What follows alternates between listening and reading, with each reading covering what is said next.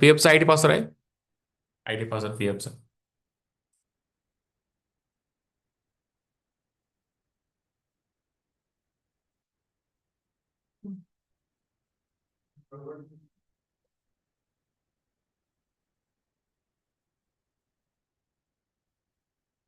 दोन मिनिटं थांब, सुपरवायझर आलेले आहे.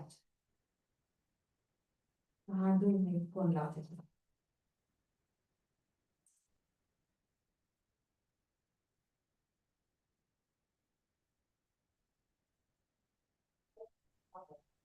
So, very good morning to one and all. All the participants are requested to open the camera.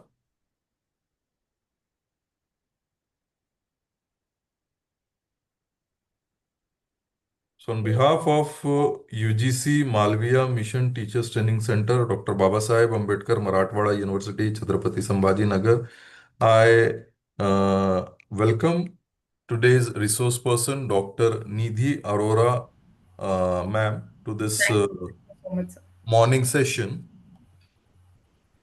Thank you so much, sir. She will deliver. Just before that, I will have a brief introduction of her. It will take a minute only. Welcome, ma'am, to this morning session. And even in your busy schedule, you have a scheduled BOE meeting, but still you have spared your valuable time. So I'm really thankful to you on behalf of all the participants of this 30th NEP orientation and sensitization course. That's completely my privilege. Dr. Nidhi My best Arora is contribute. ma'am. Dr. Nidhi Arora is highly accomplished, passionate, and dedicated academician in the field of law with extensive expertise in legal research, teaching, and scholarly writing. Dr. Arora has proven track record of delivering engaging lectures, fostering critical thinking, and nurturing the intellectual growth of students of Department of Legal तुम्ही Studies. मला सांगा ते PF transfer केलेलं आहे का पहिलं ते याचं होतं. हा तो ट्रान्सफर केलाच नाही त्याने वाटतं. त्याच्यातला transfer. Yes, in the Department of Legal Studies, Banstarli Vidyapita University accredited A double plus grade by NAC. She is committed to promoting justice, equity, and rule of law through innovative pedagogical methods and impactful research.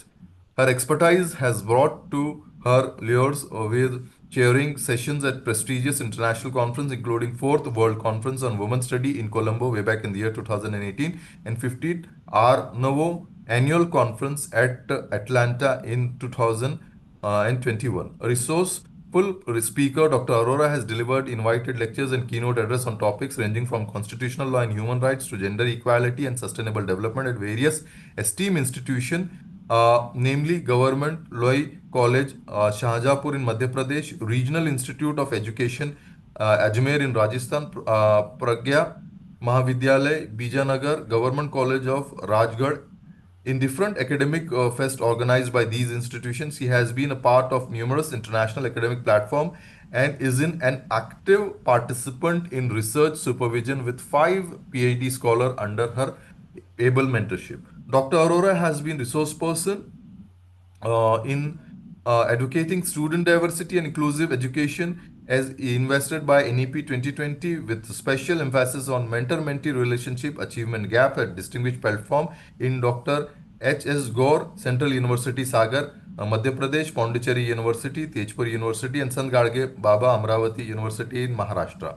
Dr. Arora has authored chapters in books on sustainable development and women empowerment, and she has regularly published research in reputed journals.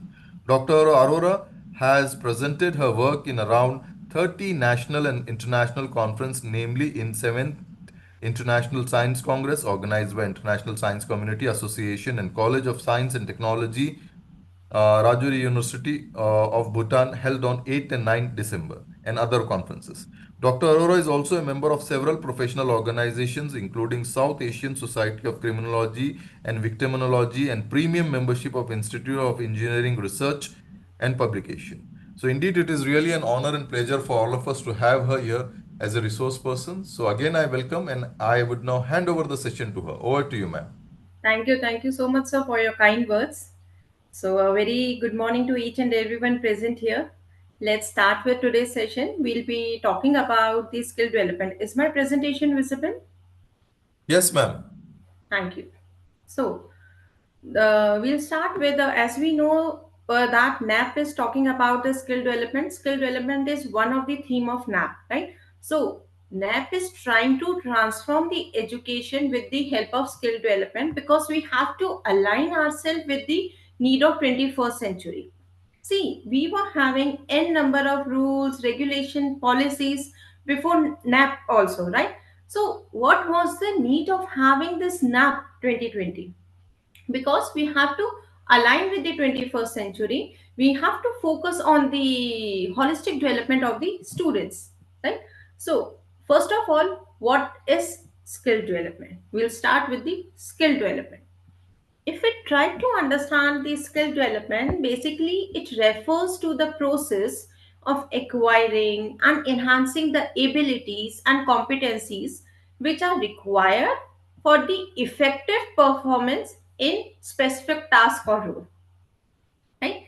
So somehow it encompasses a range of activities, right? Which we need to improve our skill, knowledge, and experience, right? So these activities can be formal and informal in both the forms. How informal way we can improve our skills through training program, educational courses, right? And how in informal way on the job learning, personal practices, right? So basically this the skill development is divided into three types: technical skills, which are also known as hard skills; soft skills, which are also known as interpersonal skills; and the life skills. But one thing, what we have to keep in mind, that is skill development is a dynamic in nature. It is an ongoing process. It is not like that once you have acquired some skill and now that will serve the purpose for the whole life. No, sometimes we need to acquire new skills, and sometimes even there's a need to upgrade the existing skills, right? So it not only involves acquiring new skills but also refining and adapting the existing ones so that we can meet changing demand and the context. As I said, that we have to align with the present time, right? Now, hard skill and soft skill. See, both category of skills are very crucial for personal and professional development, and it is like two different sides of a same coin, right? So when we talk about hard skills, these are also known as technical skills. They are specified. These skills are specific, teachable abilities or knowledge which we can easily quantify and measure, right? They are typically job specific and technical in nature, such as data analysis, legal drafting, programming language. And hard skills are not an inherent skills. These skills are often learned through education programs, training programs, and on the job learning. But when we talk about the another side of the coin, that is soft skills, these are interpersonal skills, or you can say people skills. These skills refers to your attributes, your traits, right? Which enables someone to interact effectively, efficiently, harmoniously with others, right? But if you compare it with the hard skill, they are less tangible, harder to quantify. Now, what all skills fall within the ambit of the soft skill if we see? Communication, teamwork, problem solving, adaptability, leadership, time management, right? So all these are soft skills. So it is very clear that for your personal and professional development, we need both the categories of skills. They play a very vital role and they are like two different sides of a same coin. And both hard skill and soft skill complement each other in the workplace. How? See, hard skill will demonstrate what?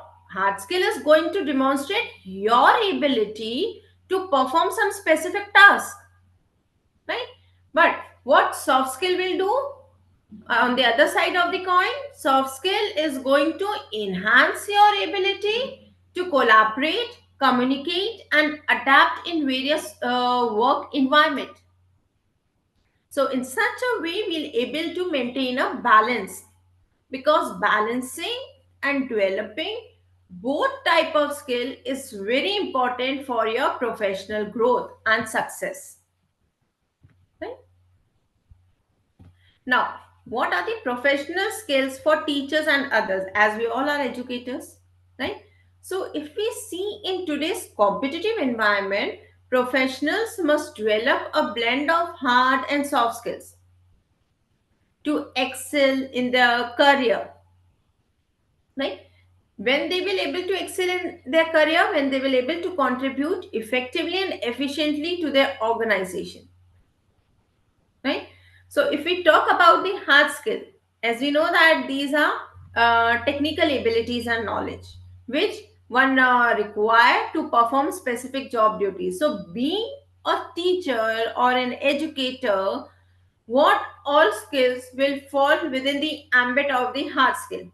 Your subject expertise, your lesson planning, proficiency with educational technology, all these can be the hard skill for an educator, right?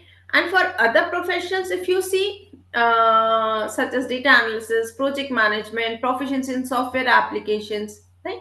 So having a mastery over these hard skills is very crucial for effectively and efficiently executing your job responsibilities. And when you will effectively and efficiently execute your job responsibility, then only you will able to ensure the high performance, right? Then soft skills on the other hand, right? Soft skill encompass interpersonal emotional intelligence, right? And these skills are going to enhance our personal and professional interaction, right? Such as communication. If you're having a clear and effective communication, that is going to play a vital role for building relationship, conveying ideas. And whenever we are talking about communication, it includes both verbal and written communication skills, right? Then leadership. Strong leadership skills will help in guiding teams, managing the project very effectively and efficiently. Even it will help you in inspiring the others to do the same, right? Problem solving, the ability, see, when you will able to solve the problem, when you have an ability to identify the issue, right? Identify the issue, think critically, then find solution, right? And that is very essential. Finding solution is basically very essential for overcoming challenges and making an informed, reasonable decision. Conflict resolution, see, when there will be n number of people in any group, the thought process of each and every person is not same. Definitely there are going to be a conflicts. So, navigating and resolving conflicts constructively helps in maintaining a positive work environment.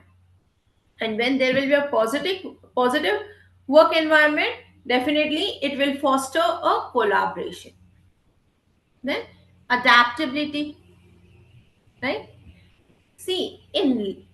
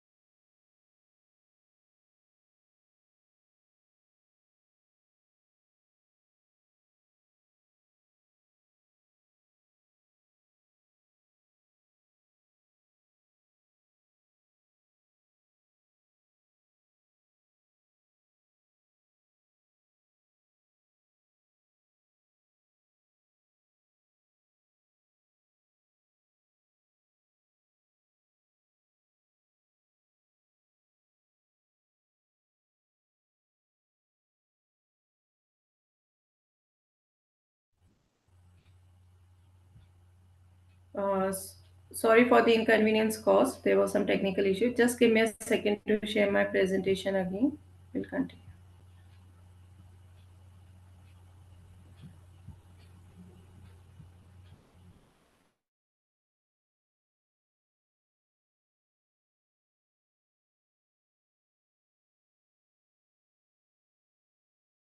That change. For that, we should have an quality of adaptability.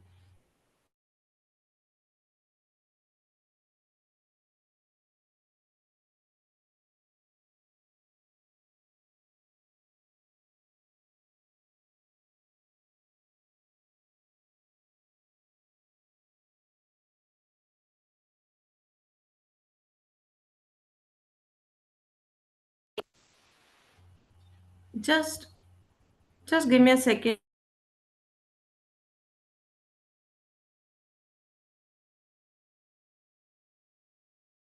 Of this issue so that it doesn't occur.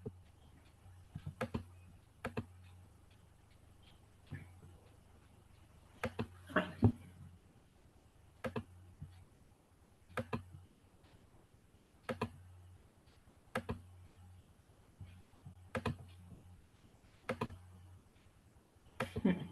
Then emotional intelligence. See, in a present time, it is very important to have a skill of emotional intelligence because whenever you are working in a group, you should understand and manage one's emotion as well as you should empathize with others.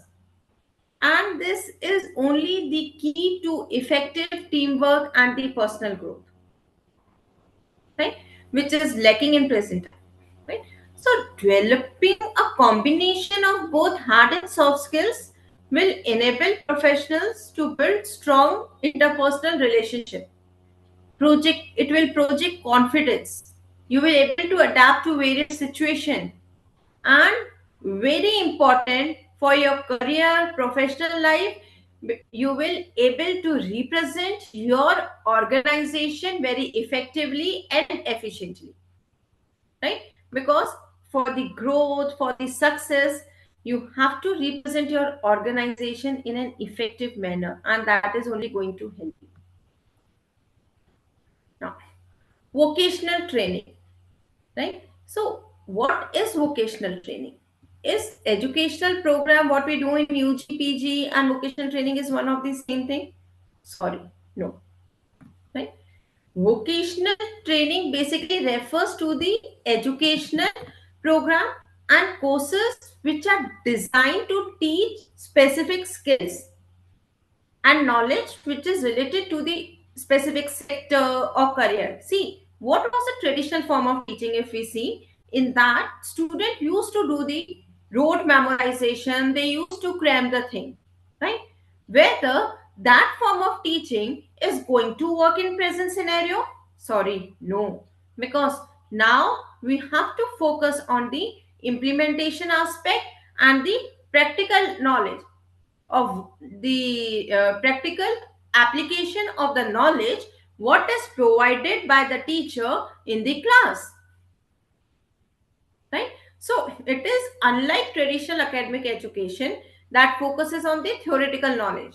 Here vocational training emphasizes on the practical hands-on skill needed for specific job or industries, and such type of training prepare individual for direct entry into the job market, or you can say into the workforce. How?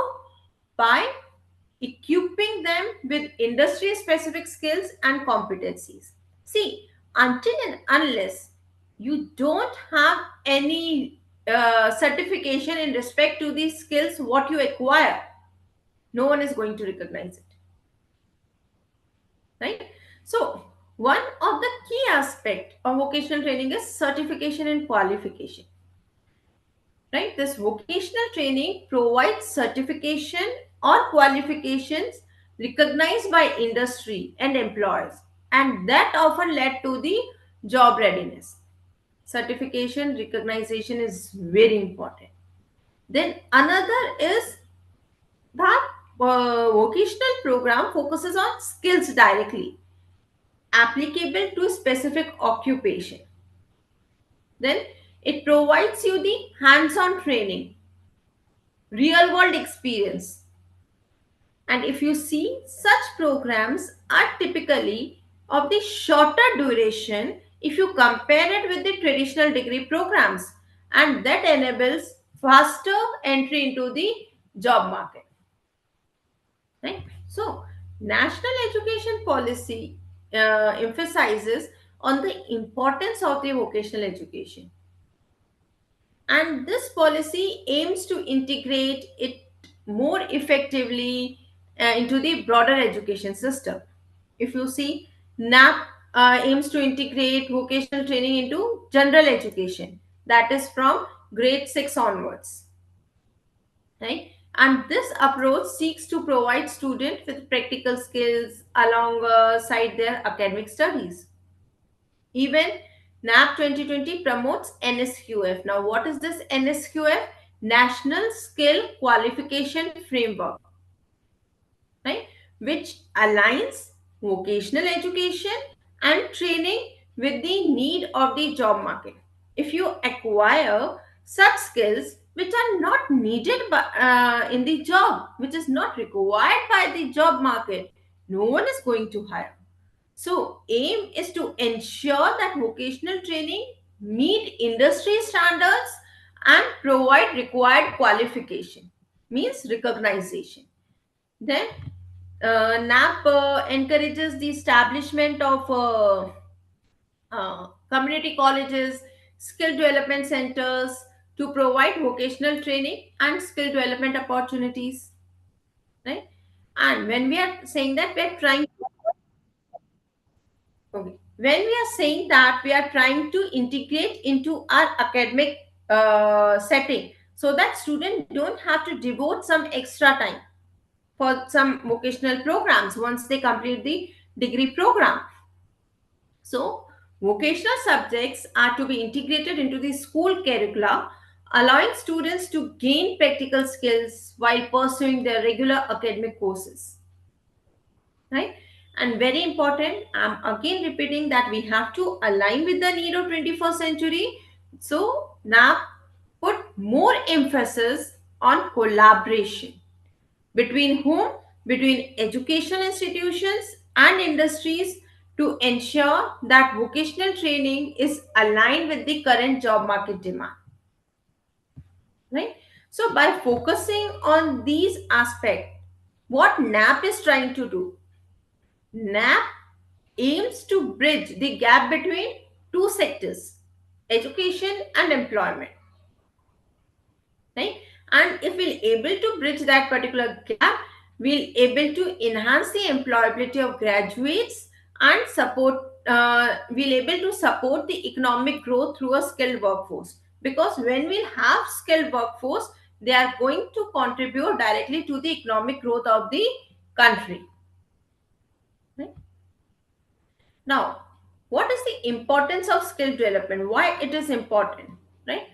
It is very clear that skill development holds significant importance in the contemporary world for several reasons. The one of the reason we have just discussed, that is the economic growth and competitiveness. In a rapidly evolving global economy, businesses and economies need what? They need skilled workforce to remain competitive. We always say that job opportunities are less, unemployment. I accept the fact that sometimes it is less, but there's the another side of coin also. If job seeker does not have those skills what are required by the by an employer, why they are going to hire, right? So skill development helps in bridging the gap between skill employer needs and the ability worker possess, and when that gap is bridged, that is going to lead to increased productivity and economic growth, right? Then employment opportunities, as job market becomes more competitive day by day, right? And having a diverse set of skill increases employability. Right? So individual with relevant skills are better positioned to secure jobs and advance in their career. Right? Even skill development supports entrepreneurship. Right? Now, after the Shark Tank, we all know about the startups. Right? So by equipping individual with the skills which are needed to start and run a successful business, we need certain specific skills. Right? Then adaptability to technological change. There is a rapid advancement of the technology. Right? If I say that we can stop that technological advancement, whether that is practically possible, sorry, no, that is not practically possible. Technological advancement are transforming industries and job roles. Right? So continuous skill development basically ensures that individual can adapt to new technologies and tools, but they have to keep in mind that they are staying relevant in their own field. Right? So this adaptability is very crucial in present time for maintaining job security and career progression. Then personal growth and fulfillment. Before professional benefits, skill development contributes to what? It contributes to personal growth and satisfaction. If you acquire some new skill, that will lead to what? A sense of accomplishment, a sense of satisfaction. It will boost your confidence, it will motivate you, it will enhance your overall quality of life. Right? So it when your work is recognized, it is definitely going to motivate you to work in the same direction. So it allow individual to pursue their interest and passion, right, leading to more fulfilling personal and professional life. Then addressing skill gap. Skill development is vital for addressing this skill gap. We don't have any other mechanism to address this skill gap within the workforce. First, what you have to do, you have to identify these gaps, right? Once you have identified, then you have to find out the way to address these gaps. And that will ensure that there is a match between the skills available in the labor market and skills required by the employers. And the direct impact will be on overall economic, improving overall economic efficiency. Then innovation and problem solving. As I told you, now this is the time of startups, right? We should be job givers instead of job seeker, right? We always say. So when we are talking about it, entrepreneurship, right? See, when you will able to start something new, when there's some innovative idea, right? First of all, you have to find out the problem in the society. Skilled individuals are better equipped to tackle the complex problems,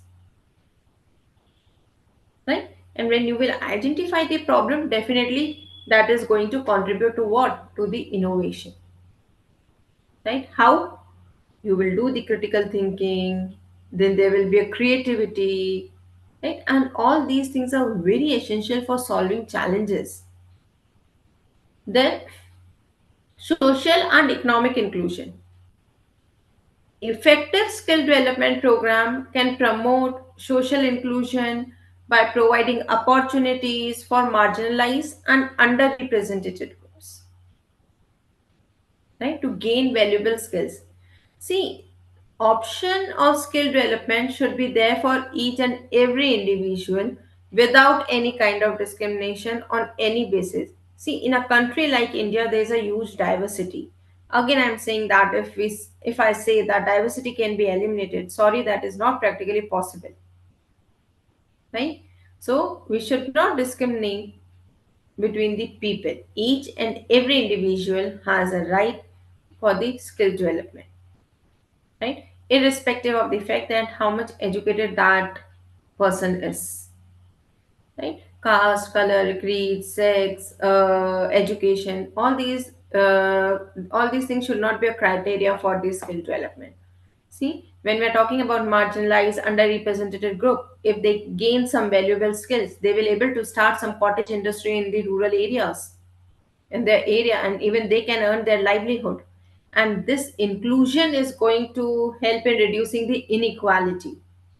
And when we're able to reduce inequality, it will foster a more equitable society, right? So inclusion, if we talk about inclusion, that is based on the simple principle, that is the principle of acceptance, that we should accept each and everyone without any kind of discrimination. Now these three are the concept: growth, maturity, and the development. These three are the foundational concept in understanding that how the system or an individual evolve over time. But these three concepts are different but interrelated. First, growth. See, if we talk about growth, growth refers to what? It refers to the increase in size, quantity, capacity. Means we can measure it in concrete terms: size, number, output, right? When we talk about maturity, it denotes to maturity denotes to what? The state of being fully developed, or you have reached to a certain level of experience and understanding, right? So it often involves the ability to make informed decision and handle the complex situations, and that is maturity. Then development is basically the combination of both. Development encompasses the overall progress or evolution of a person's system, right? So it includes both growth and maturity, right? If we try to understand it in simple way, growth is about acquiring more knowledge or skills. Maturity is about applying this knowledge or skill with experience and discernment. And what is development? Development is about the evolution, evolvingness, and integrating both growth and maturity to achieve higher effectiveness and the adaptability. Right? These three components are very important. These are different, but these are interrelated. We cannot ignore them. Now, another components of the skill development are ability, that is innate potential, skill, acquired proficiency, competitiveness, effective application of the skills, right? So, when we talk about ability, innate potential, what does it means? Innate potential basically refers to your natural talent, your inherent talent, your own inherent aptitude a person is having from birth, right? You have not acquired it from somewhere. It is often seen as the raw foundational capability that can be developed further, right? So a person with a natural aptitude for music, for an example, right, have an innate sense of rhythm, pitch, right? So this potential provides a foundation upon which musical skills can be developed, and that is innate potential, that is ability. Then skill, that is acquired proficiency. Skills are specific proficiency which we require for some specific task, and we acquire that particular proficiency through training, practice, experience, right? And these skills are often learned abilities that can be refined and applied in various contexts. For an example, that a software developer learns coding language, software development methodologies through formal education and practice. So these skills are acquired over time through the experience or learning. These are not your inherent skills. These are not your abilities. These skills have been acquired. to the formal or informal way, in a formal or informal way, right? Next is competence, and that is the ability to effectively apply the skill and knowledge to achieve the desired outcome. If you have some skill, if you have some knowledge, but you don't know how to implement it, how to apply that in a practical life, that is of no use. So, if you know the applicability of the skill and knowledge to achieve the desired outcome, that is competence. So, competence is the culmination of your innate ability and the acquired skills, because that is only going to demonstrate your effectiveness in real world scenario. Right? For an example, a seasoned project manager who not only knows project management techniques, but also apply them in an effective and efficient manner to manage the complex projects, in leading the team and achieve the project goals, demonstrate high competence. Right? Next is life skill. Now, what is this life skill? We have talked about two forms, hard skill and soft skill. Now, life skill. Life skills are your essential abilities that enable individual to effectively navigate through various aspects of life. And these skills are very crucial for your personal development, professional success, and overall well-being, right?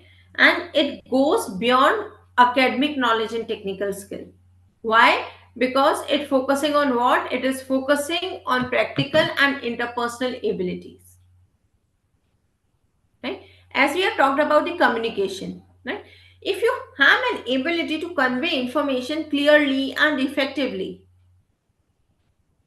right, then that plays very vital role. For an example, if there is some manager, right, who can articulate team goals very clearly, and he listens to employees feedback effectively, what it demonstrate? It demonstrate the strong communication skill. Critical thinking. See, we'll try to understand these things with the help of example. A project manager who assess risk, right? Risk has been assessed. Now he weighed different strategies. Fine, we have n number of strategies. And out of those n number of strategies, he find out which is the best, means he is making an informed decision. And that exemplifies the critical.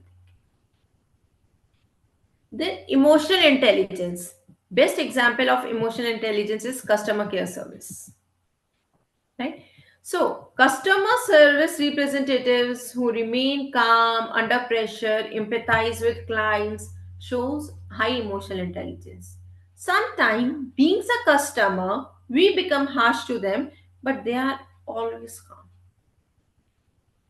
Problem solving, the skills to identify the issues, then develop a solution for those issues, and implement strategies to address the problems, right? So, for an example, there's an engineer who encounters a technical issue and then devise a solution for that specific issue, and then test that specific solution is resolving the problem or not, right? Time management, right? So, best example are the students. A student who prioritize tasks, create a study schedule, meet deadlines, demonstrate the good time management skill, right? So, this life skill plays very vital role in your personal as well as your professional life. How life skill is going to enhance an individual's ability to manage personal responsibility and relationship. For an example, an effective communication can lead to what? It can lead to a better relationship with family, friends, right? And while time management skills can help in balancing work, study, leisure activities, right? Then professional life in the workplace, life skills are crucial for your career advancement and job performance. So, communication skills are vital for teamwork and leadership. Critical thinking is going to help in strategic decision making, reasonable decision making, and emotional intelligence improves interaction with colleagues and clients.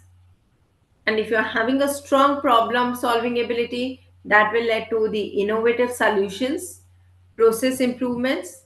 So, in such a way, these life skills contribute to both personal as well as professional life. Now, skill gap.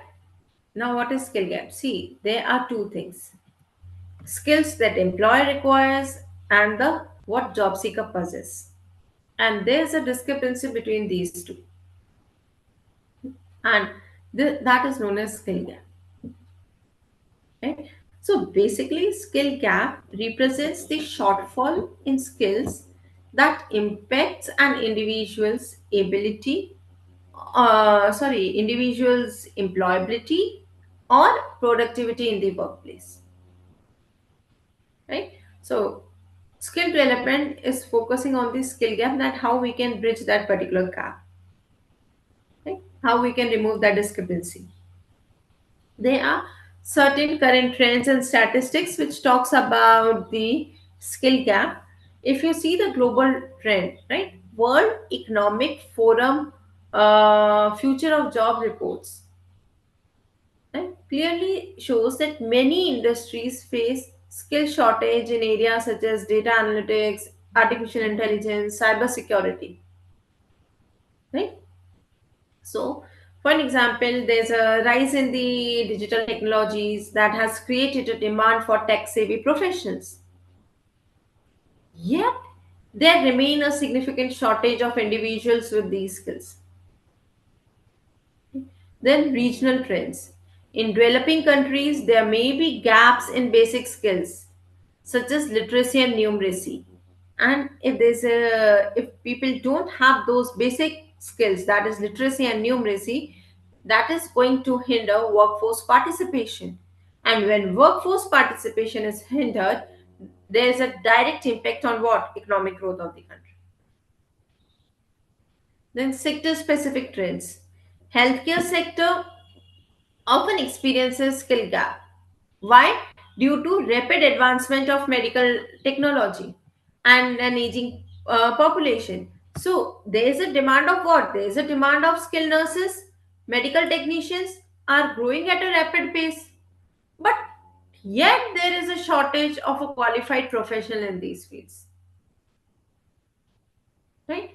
So is there any impact of employment on the economic growth or not? Definitely yes. Just give me a second to have a water. Then.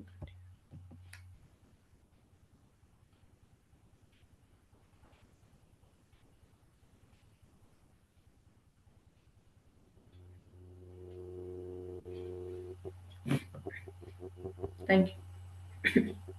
So, what kind of impact is there on employment and economic growth? See, skill gap can lead to higher unemployment rates as individuals without the required skills struggle to find jobs. And this mismatch between job seeker qualification and employers need can lead to what? It can lead to the underemployment, where an individuals are working in roles that do not fully utilize their abilities. Then on economic growth, if we see that hinder the economic development of the country, how? By reducing the productivity and innovation. For an example, a lack of skilled workers in the manufacturing sector, right?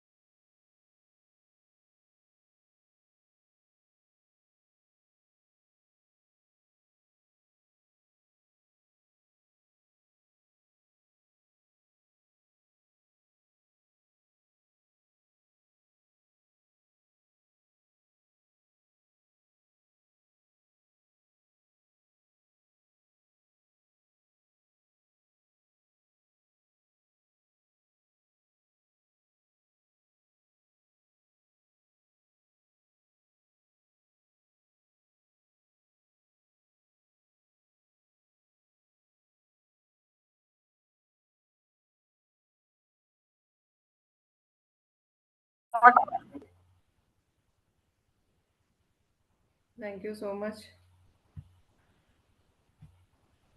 Just give me a second to share my presentation.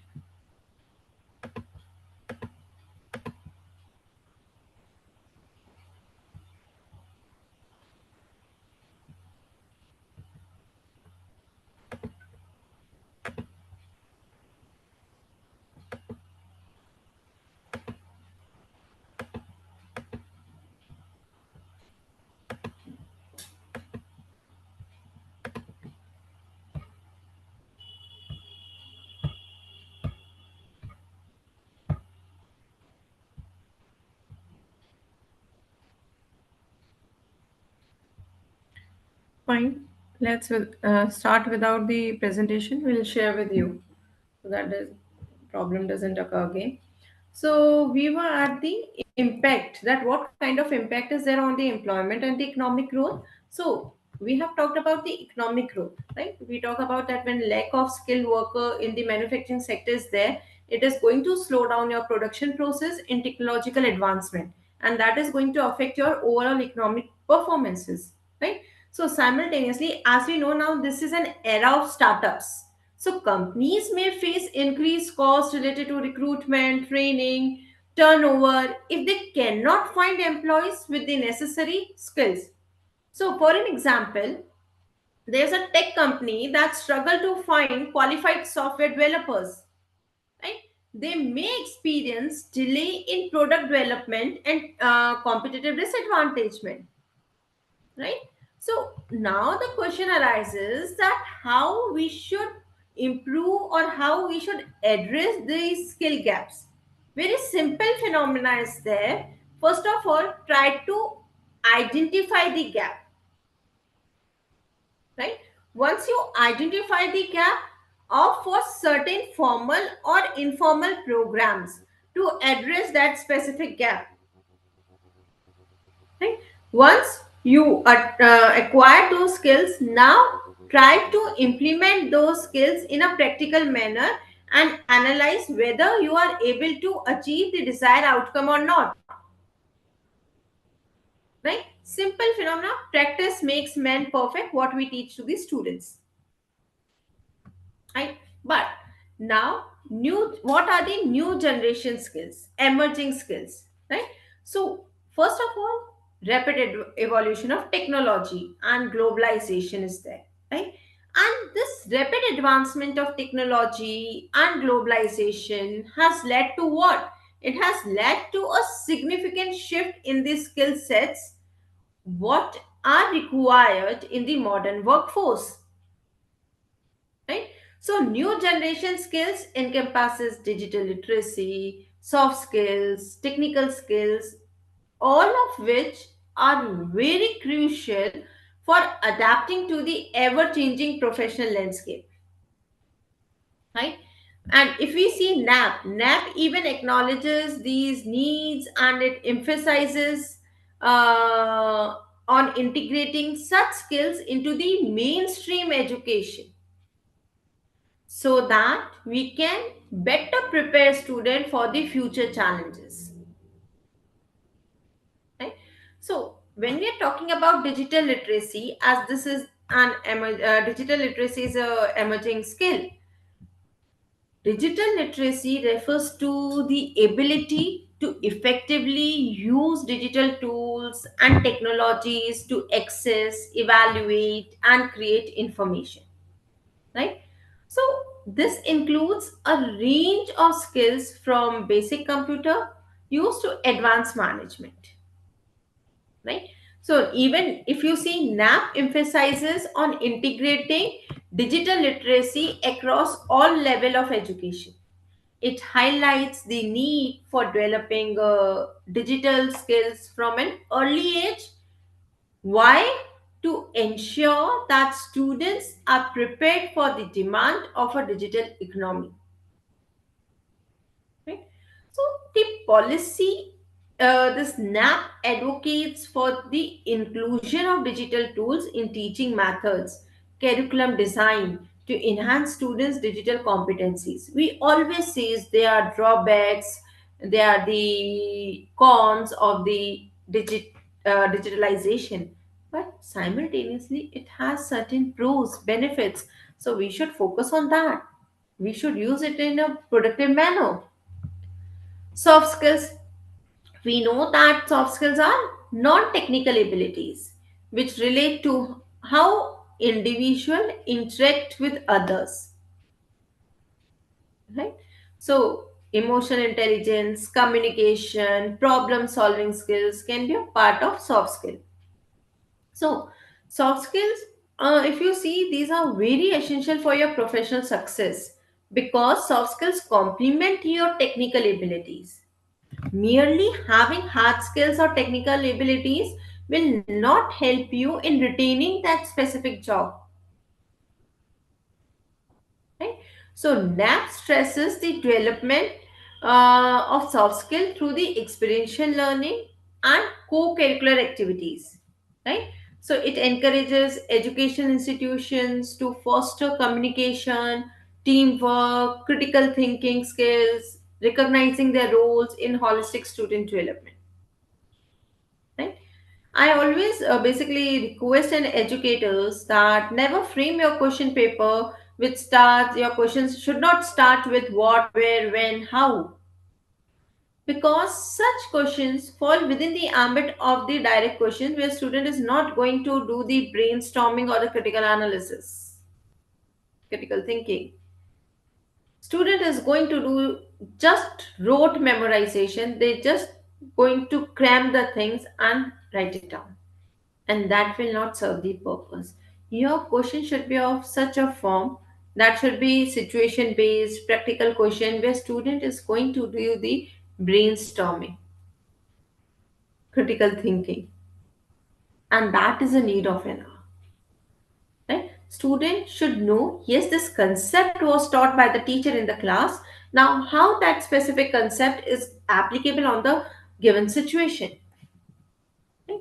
Then technical skills refers to the specialized knowledge and abilities required to perform specific tasks, right?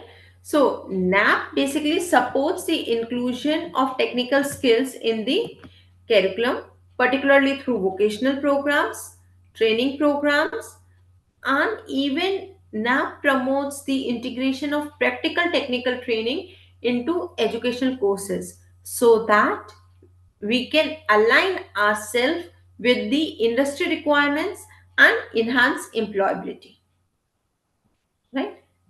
Now question arises in respect to the skill mapping.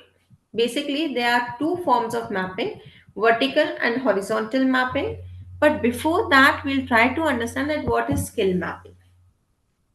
Skill mapping is a strategic process which is used by organizations and education institutions to identify, assess, and align the skills of individuals with the requirement of specific roles, projects, or objectives, right?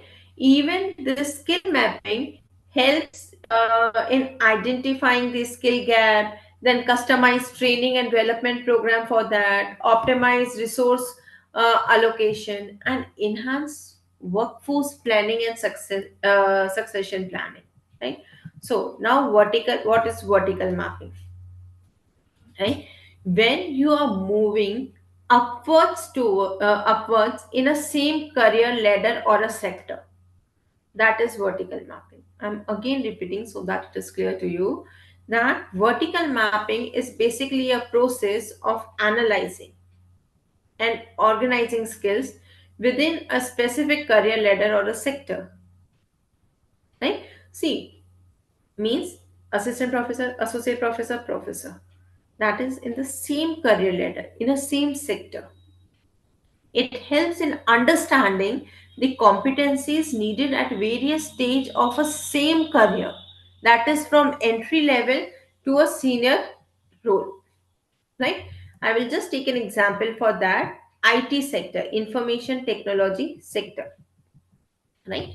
So a software developer may begin with knowledge in programming languages like JavaScript, but as he move into a senior developer role or software architect, he would need skills in system design, you can say advanced programming language, leadership, right? So NAP emphasizes the need for career oriented skill development and creating pathways for the student to acquire and enhance their skills progressively. And even it encourages education institutions to align their curricula with industry needs and provide pathways which match this vertical skill development. Right? Now, horizontal mapping. This mapping is concerned with identifying the transferable skills, right? When the same single skill is applicable across various fields and roles, right? That is horizontal mapping. It promotes flexibility, adaptability in the workforce. For an example, there is a manager, right? So, project management skills. What are project management skills? Planning, budgeting, team coordinations, right? So, all these skills are applicable in various sectors such as construction, IT, healthcare. So, a project manager from the construction industry can apply these skills to manage IT projects or healthcare initiatives also, right? So, this is horizontal mapping. So, NAP supports the development of generic and transferable skills through interdisciplinary and flexible curricula, right? Because it promotes the integration of life skills that can be applied across various sectors, right? So these approaches of skill mapping, basically, if you see, we are talked about vertical and horizontal skill, are very essential for aligning education and training with both career progression and cross sector mobility, and that reflects the goal which is set out in the NAP 2020, right? Because NAP emphasizes on the integration of vocational education and skill development within mainstream education. It supports both vertical and horizontal mapping. How? By promoting career progression, skill transferability, right? So whether in NAP 2020 any of the provision is related with the skill mapping, yes. NAP encourages flexible curricula that supports skill development at different education levels, facilitating vertical mapping. Then, vocational education integration. NAP promotes the inclusion of vocational courses at different stages of education, supporting vertical skill development pathways. Okay? Then, skill development programs. It supports various skill development initiatives that can be mapped horizontally across different sectors, enhancing adaptability, career mobility, because now one skill cannot be a sufficient for the whole. As I told you, it is a dynamic and ongoing process. Acquiring and upgrading both are very important. So, vertical and horizontal mapping are very crucial for understanding and planning skill development in alignment with career goals, right? And industry demands. So, NAP 2020 focuses on integrating vocational education, promoting transferable skills, support effective skill mapping, and even it ensures that individuals are well prepared for a dynamic and evolving job market. But how to improve these skills? There are certain techniques. One we have already discussed, that is practice your skill. Engage in regular practice is essential for the skill enhancement, right? So, next is observe other professionals. Right? Observational learning can significantly enhance the skill development. Right? Institution can facilitate opportunities for students to shadow professionals in their field. This can be done through guest lecture, industry visits, collaborative projects with businesses, right? So, observing the techniques and approaches of experienced professionals provides valuable insights and inspires students to adopt the best practices in their own work. And that can be done very easily. We don't need any extra effort for that, right? Then attend workshops and conferences, because such platforms for skill development and networking are working very good. Education policies should encourage institutions to host or even subsidize attendance at such events. So these gatherings often cover the latest trends, tools, techniques in various fields, and that allows students to broaden their knowledge and skills while connecting with industry experts and peers. Then find mentor. As we know that mentor, if we talk about student activity or mentor mentee system, is one of the sub theme given under the student diversity and inclusive education of the NAP, right? So mentorship plays very crucial role in personal and professional development. Educational policies can promote mentorship program within institutions, pairing students with experienced faculty or industry professionals. Right? Mentors can provide guidance, share experiences, and help mentees navigate their career paths. Right? And that basically fosters a supportive environment for skill enhancement. Right? Ask for feedback. We always ask for feedback and we have an acceptance that it should be appreciated. Right? See, I always say go for the constructive feedback. Constructive feedback is vital for the skill improvement. Right? Encourage students to actively seek feedback on their work, not only help them in identifying the areas for improvement, but also fosters a growth mindset, right? And that is very important for continuous learning,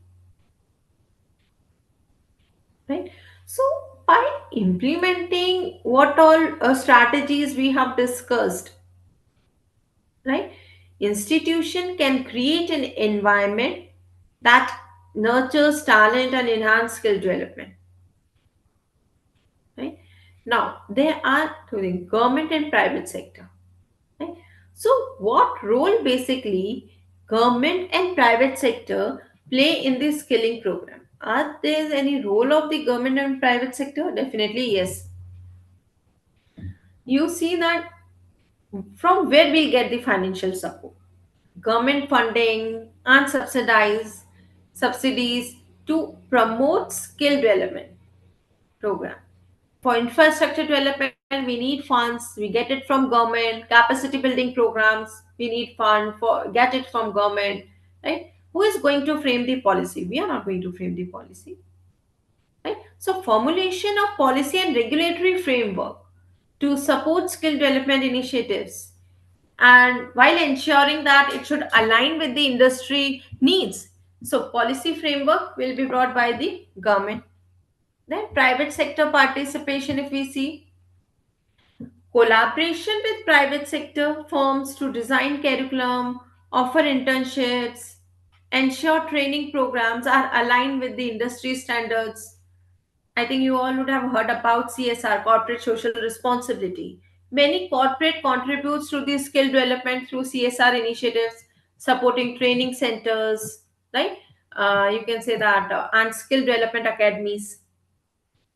Then we have National Skill Development Policy 2015. Now, what was the object behind this specific policy?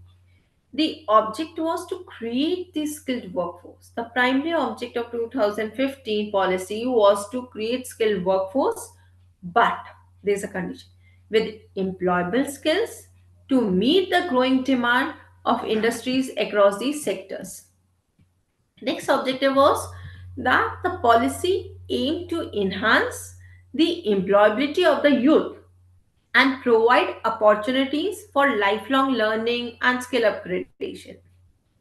Then it focused on inclusive growth, right?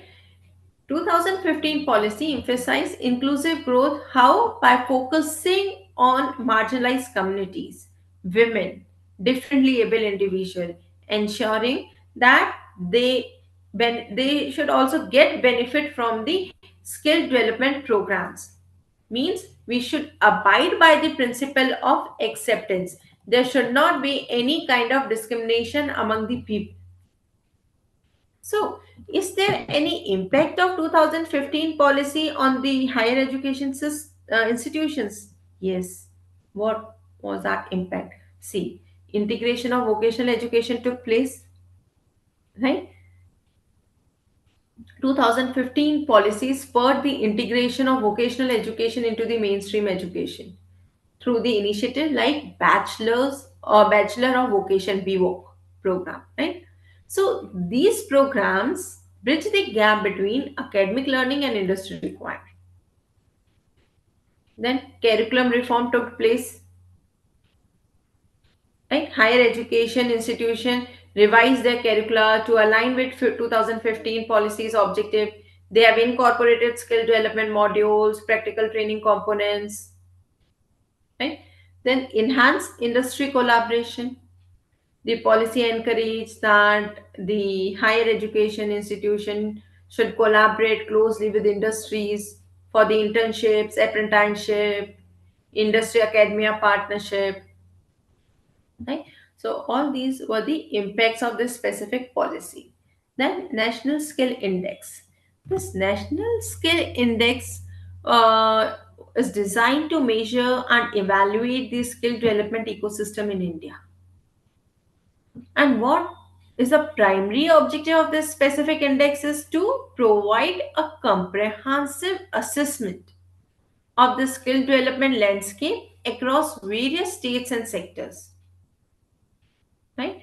So national skill index aims to identify strength, gap, areas for improvement to align development initiatives with the country's economic need, right? So first, the NSI National Skill Index will collect the data, right? Then that data will be collected from who? Employment data, skill development program data, feedback from industry stakeholders, even from governmental agencies, education institutions. And once that data is collected, that will be evaluated on the given indicators in the NSI. Now, what are those indicators? Such as skill development programs, enrollment rates, completion rates, placement statistics, and the alignment of these programs with the industry requirement. And once the data collected and then analyzed on the basis of the indicators given, scoring and ranking is done. Right? Then we have UNESCO Program 21.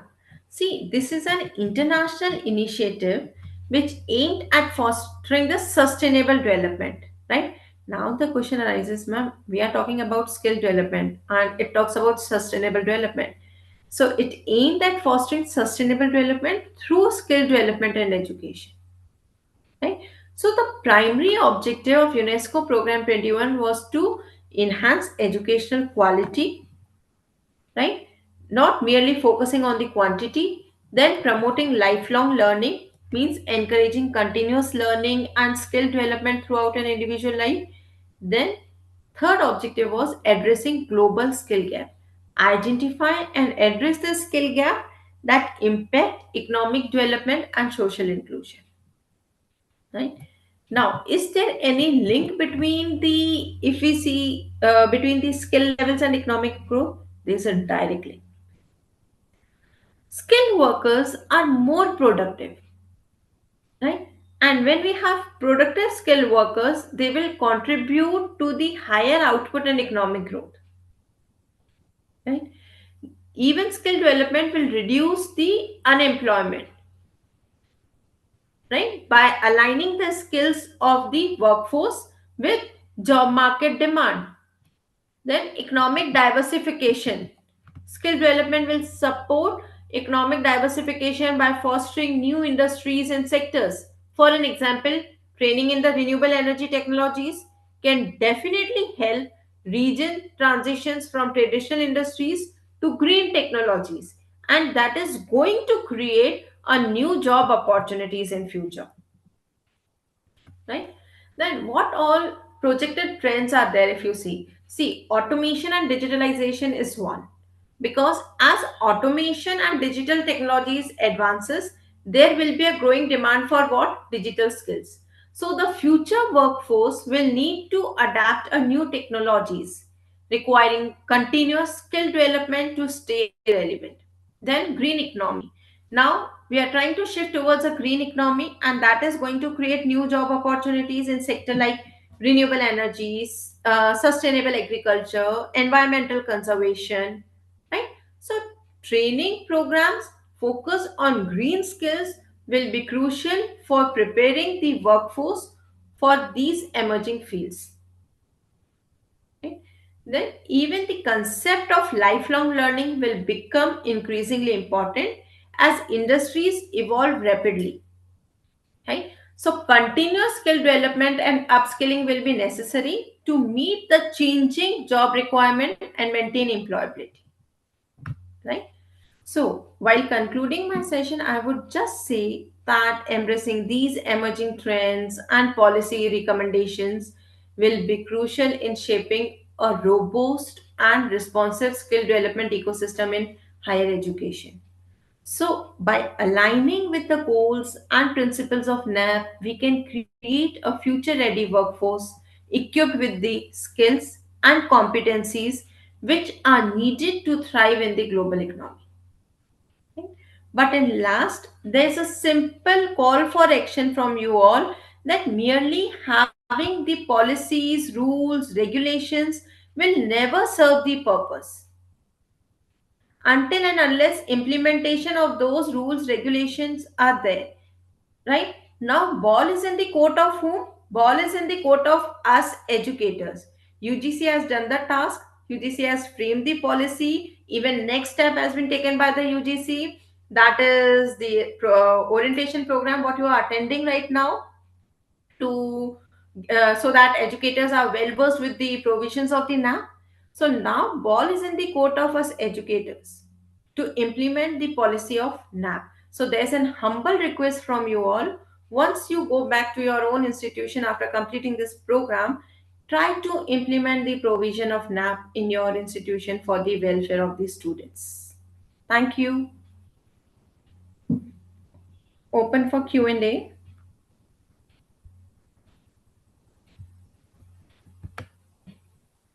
If someone is having any doubt, any query, or if they would like to say anything.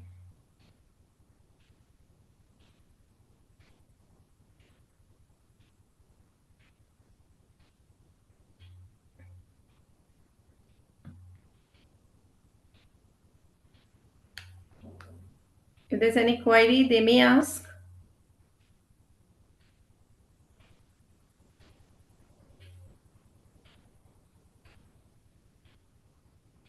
No one is having any doubt or any query.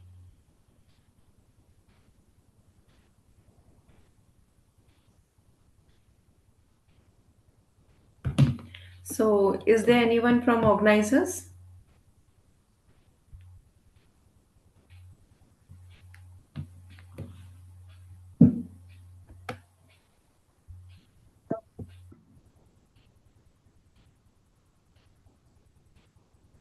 Ma'am, can you please differentiate soft skills and professional skills? See, soft skills are basically the interpersonal skills which we require for the adjustment. As we told you, communication, problem solving skills, right? How to lead the team, leadership qualities, right? But when we talk about professional skills, professional skills comprises of both hard skill and soft skills, because hard skills are the technical abilities which we require to perform that specific task, right? But as I say that these two skills are two like two different sides of the same coin. Merely Having these skills, hard skills, definitely you can perform your task well, effectively, and efficiently. But to sustain that job, you need the qualities of soft skill also, right? If you want to be a good leader, then you should have a command on what? Communication. Communication skill should be there, right? Emotional intelligence part should be there. You should know regarding the time management. Next, can you share any link for free skill development programs? Definitely, sir. I will share the link with the organizers. They will share with you.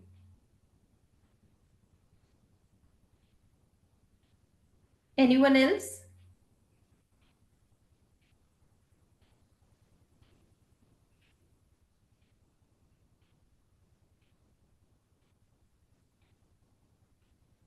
Any more doubts? Any more queries?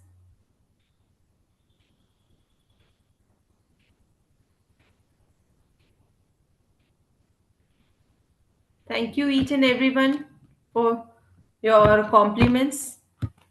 And in last, I would just say all the best for the future endeavor, and even all the best for the test which is going to take place in the last to secure the certificate.